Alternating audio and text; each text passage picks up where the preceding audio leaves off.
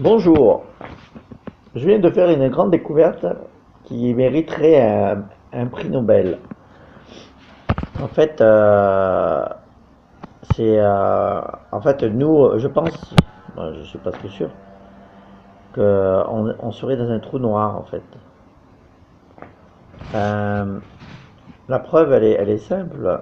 Étant donné que les galaxies, elles s'éloignent très rapidement et que les petites galaxies, quand elles se regroupent, elles deviennent des grosses. Et que les petites galaxies qu'on voit qui sont juste à côté de nous, elles sont petites. Alors on peut imaginer que les petites, quand elles se réunissent, elles deviennent grosses. Mais là où c'est rigolo, c'est que les galaxies qui sont grosses et qui se trouvent à distance éloignée, elles ont tendance à descendre le long d'un cône, un peu comme le cornet d'une glace. Imaginez par exemple des petites galaxies longer le bord d'un cône de glace. Et tout d'un coup, elles descendent vers le fond. Automatiquement, les galaxies, elles accélèrent en fonction de l'étroitesse qui se trouve dans le bas du cône. Donc, il est normal que nous, comme on les voit qui s'éloignent de nous, donc on peut imaginer que nous sommes dans un trou noir. Un trou noir, c'est un siphon. Et notre Soleil il tourne autour d'un trou noir, puisqu'au centre de notre galaxie, c'est un trou noir.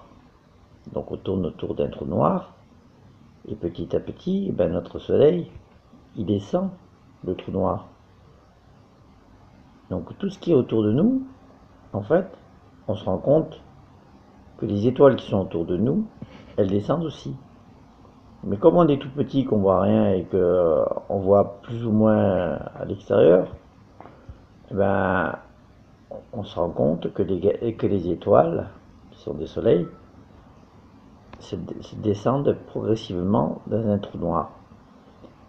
Mais là où il y a quelque chose d'extraordinaire, c'est que notre univers lui-même est un trou noir géant.